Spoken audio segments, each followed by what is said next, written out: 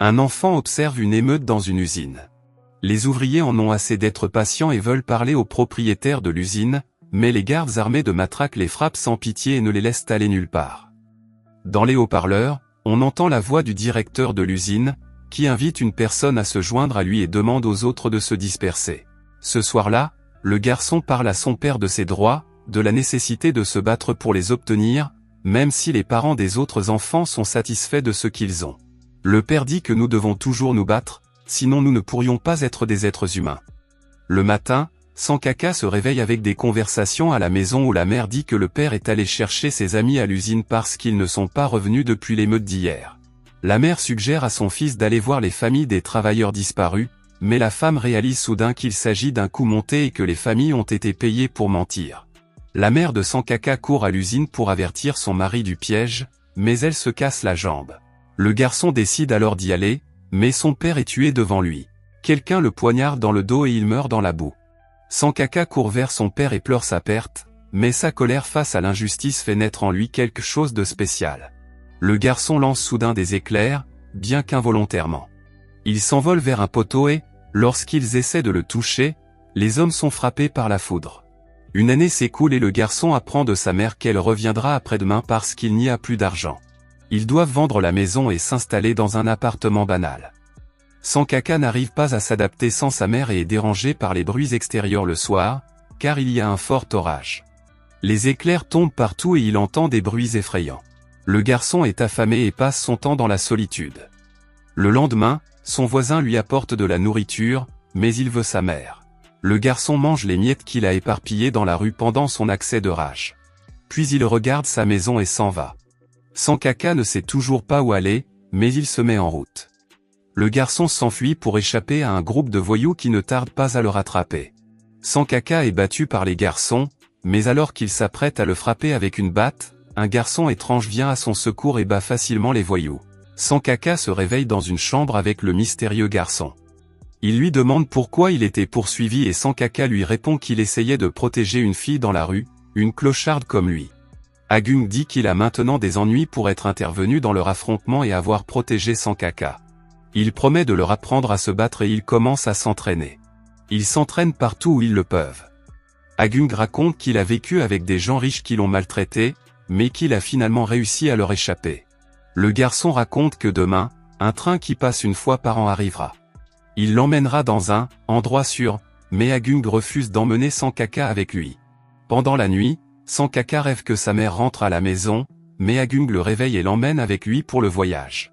Ils poursuivent le train et Agung l'attrape, mais Sankaka n'arrive pas à saisir son bras et se retrouve seul. Il doit survivre dans la rue, en portant des sacs et en observant tous les crimes qui s'y déroulent. Un jour, il est poursuivi par une bande de garçons qui veulent toujours se venger de lui. Il est sauvé par une famille bienveillante qui veut l'accueillir, mais Sankaka voit tout le chaos qui règne dans les rues et s'enfuit de la voiture. Les années passent et Sankaka grandit dans la rue et travaille maintenant dans une usine. Le garçon mène une vie tranquille, mais il a toujours peur de la foudre. Sankaka se rend dans sa chambre et manque de s'évanouir à cause de la foudre. Pendant ce temps, lors d'une réunion, des hommes discutent du sort de Penkor, un homme qui a eu une enfance très difficile. Sa maison a été brûlée et il a été contraint de grandir dans un terrible orphelinat où les enfants étaient maltraités. Mais le garçon a organisé une révolte et, avec les autres enfants, a tué les cruels propriétaires. Il a rapidement obtenu l'héritage de son père et a mis tous les orphelins à l'abri. Il ouvre alors des centaines d'orphelinats dans tout le pays. Après cette conversation, l'homme se rend à la voiture de sa famille et, en chemin, il rencontre des pauvres. Les enfants lui demandent de leur donner de l'argent et le père accepte. Ils arrivent à la maison, mais l'homme ne cesse de regarder autour de lui comme si quelque chose les menaçait. Il ramène sa famille à la maison et va regarder autour de lui. Il semble n'y avoir personne, mais un homme tenant une boule de feu à la main apparaît derrière lui et l'endort d'un seul mot. À son réveil, il se retrouve attaché à une chaise et voit sa famille suspendue au-dessus d'un abîme. Il menace l'homme, mais à la fin, lui et sa famille meurent. Pendant ce temps, Sankaka fait un autre rêve effrayant dans son appartement, mais il est réveillé par un bruit dans la pièce voisine. Il entend des hommes harceler quelqu'un et le menacer. Sankaka aide les hommes à s'enfuir et rentre chez lui. Il entend à nouveau frapper dans la pièce voisine et découvre qu'il s'agit d'hommes qui harcèlent la pauvre femme pour qu'elle leur verse de l'argent. Sankaka intervient et les fait fuir, mais il s'empare alors des couteaux, sans se rendre compte qu'ils ne serviront à rien. Sankaka sauve la femme et l'enfant d'une violence inutile. La nuit, une foule armée se précipite sur son lieu de travail pour le piller. Ils sont si nombreux que Sankaka doit s'enfuir. Il parvient à s'échapper sur le toit, mais les hommes enfoncent la porte et l'attaquent sans pitié, le frappant à coups de matraque. Soudain, ils lui coupent l'oreille en guise d'avertissement. Les bandits le jettent ensuite du toit. Sankaka est sur le point de mourir, mais la foudre le frappe soudain et il se réveille. Peu après, il se réveille chez lui et on frappe à la porte. Une femme apporte un bébé nommé Teddy à Sankaka pour qu'il le garde. Pendant ce temps, Penkor vient présenter ses condoléances au jeune député, même s'il est évident pour tout le monde que c'est lui qui l'a tué. Penkor ne cherche qu'à accroître son pouvoir, quoi qu'il en coûte. Pendant ce temps, des hommes injectent discrètement une substance verte dans des sacs de riz. Sankaka parle à Teddy pour savoir qui il est et qui est sa mère. Le garçon répond que la femme n'est pas sa mère, mais sa sœur Ulan. Le garçon porte toujours des écouteurs pour ne pas avoir à parler aux gens. Sankaka lui donne donc un Walkman pour écouter de la musique. L'homme amène Teddy à sa sœur pendant qu'elle et ses amis se révoltent au marché parce qu'ils ne sont pas payés. Au cours d'une bagarre de rue, Sankaka se rend compte qu'il a une force peu commune et lance accidentellement des éclairs sur les gens. Ils étaient 30 et il était seul. Tous les bleus qu'il a reçus ont guéri rapidement. Les rebelles l'appellent pour défendre le marché, mais il refuse en disant qu'il n'est pas un super-héros. Sankaka sort et constate que le marché a été incendié. Ulan lui explique que tout est de la faute du législateur, qui est l'ami de Penkor. Le soir, alors que le tonnerre et les éclairs frappent de toutes parts, Sankaka sort et est à nouveau frappé par la foudre. Peu après, il est frappé par Ulan, mais c'est comme s'il ne ressentait aucune douleur. Les gens sont en colère et partent à la recherche de la personne qui a mis le feu au marché, mais ils s'aperçoivent que tout le monde est en train de vomir. Les nouvelles disent que quelqu'un a injecté un mystérieux sérum dans le riz et que les enfants de toutes les femmes enceintes deviendront immoraux, car le sérum brouille la frontière entre le bien et le mal. La menace d'une augmentation de la criminalité de la part de la nouvelle génération plane désormais sur la ville. Des brutes armées de matraques arpentent les rues, jusqu'à ce qu'un homme masqué apparaisse soudain, c'est Sankaka. Il affronte les voyous, mais l'un d'eux le frappe avec un couteau. Sankaka l'ignore, car il y aura un orage aujourd'hui, ce qui signifie que toutes les blessures guériront. Ulan lui demande d'où il vient, alors Sankaka lui montre une photo de sa mère et elle réagit de manière inhabituelle. Sankaka s'expose à nouveau à la tempête et toutes les blessures guérissent. Il pense ensuite à la fabrication d'antennes et décide de fabriquer une combinaison. Il le fabrique avec le peu de matériel dont il dispose. La nuit, des bandits frappent à la porte d'un couple âgé et l'enfoncent, puis ils disparaissent. Sankaka est en train d'essayer son nouveau costume et a l'air d'un vrai super-héros. À ce moment-là, deux hommes découvrent un objet inhabituel, et l'un d'eux dit qu'il les aidera à vaincre un certain ennemi. Les jours suivants, on parle d'un nouveau justicier à la télévision. Des hommes d'affaires se réunissent et affirment que Penkor a contaminé le riz avec des produits chimiques, ils décident donc de s'unir contre le méchant. Ils entendent également parler du nouveau super-héros et lui demandent de l'aide. Pendant ce temps, Sankaka se réveille dans sa chambre et trouve Ulan en train de cuisiner. Pour la première fois, elle porte une jupe. Teddy dit qu'elle a le béguin pour Sankaka. Des garçons les accueillent à l'extérieur du hall et parlent de la personne qui a déclenché l'incendie. Il s'agit d'un certain violoniste et Sankaka l'affronte, mais il s'avère être un adversaire de taille avec une lame dans son étui à violon. Penkor, quant à lui, convainc les autres fonctionnaires qu'il peut fournir un sérum qui neutralise le poison du riz empoisonné. Le violoniste vaincu est amené à Penkor, qui s'occupe de ce musicien depuis son enfance. Il est en colère contre le nouveau héros qui lui a fait ça et ordonne à tous les orphelins de se joindre à lui.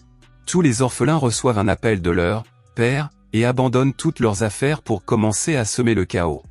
Des morts apparaissent partout et ce sont tous des fonctionnaires, ou simplement des personnes que Penkor n'aime pas. Pendant ce temps, deux fonctionnaires sont attaqués dans une voiture, mais les gardes sont si forts que les garçons ne peuvent pas accomplir leur tâche. Soudain, un maître d'arts martiaux portant un masque surgit de nulle part et élimine les gardes en quelques instants. Il se dirige ensuite vers le fonctionnaire, mais Sankaka s'interpose et sauve l'homme. Il rejette le maître d'arts martiaux, qui se met en colère, mais décide de s'enfuir. Il s'avère que Penkor a des milliers d'orphelins dans le monde, tous de dangereux tueurs. Sankaka regarde le masque du combattant et remarque un symbole familier, c'est lui qui a mis le feu au marché. Le héros redonne espoir au peuple et Sankaka se lance seul dans la lutte contre les tueurs. Les fonctionnaires, quant à eux, sont dans l'embarras. Bien qu'il y ait un remède pour le sérum vert, il n'y en a peut-être pas assez.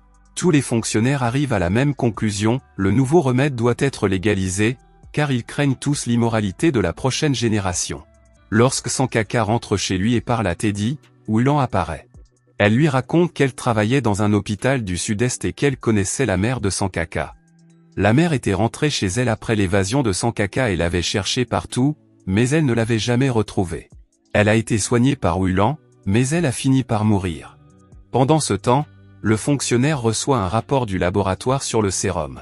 Il s'avère qu'il a été produit par une société écran de Pencor. L'homme essaie de trouver les voitures contenant le sérum, mais aucune n'a de plaque d'immatriculation permettant de les retrouver. Le fonctionnaire appelle Sankaka et lui demande d'arrêter Pencor, sinon personne n'arrêtera les conducteurs des voitures contenant le sérum. Mais le méchant n'attend pas et conduit ses assassins jusqu'à Sankaka. Ils attaquent Sankaka, mais celui-ci tente de résister, bien qu'il soit faible et qu'il soit en infériorité numérique. Pencor se contente de regarder son armée de fous se jeter sur le héros. Pendant ce temps, des sérums sont injectés aux gens. Soudain, les hommes qui devaient injecter le sérum reçoivent l'ordre d'avorter. Pendant ce temps, Sankaka court sur le toit et voit les hommes de Pencor prendre ses amis en otage. Soudain, la foudre frappe le héros et il bat les criminels. Un fonctionnaire le rattrape et tire sur Pencor. Pencor est allongé sur le toit et se vide de son sang, disant qu'il est reconnaissant au destin de ce qu'il est devenu et qu'il voulait que tous les criminels soient comme lui. Mais maintenant, ils doivent arrêter toutes les machines avec le sérum. Wulan l'aide et livre un camion de vaccins. Sankaka s'empare des bouteilles et lorsque la foudre le frappe, toutes les bouteilles de vaccins créées explosent parce qu'elles ont la même fréquence que les bouteilles qu'il tient dans ses mains. Pendant ce temps, dans un musée, les hommes de Pencor invoquent un nouveau méchant, un ancien guerrier, dont les parties du corps étaient cachées dans un mur. Les bandits rapportent qu'il y a un nouveau héros en ville, Gundala, fils de la foudre, c'est-à-dire que c'est Sankaka qui ne sait pas encore qu'il est le héros légendaire. Le nouveau méchant ordonne de rassembler une armée, car une grande guerre s'annonce. Quel pouvoir souhaiteriez-vous avoir? Écrivez-le dans les commentaires et abonnez-vous à la chaîne pour plus de vidéos comme celle-ci. Merci d'avoir regardé cette vidéo.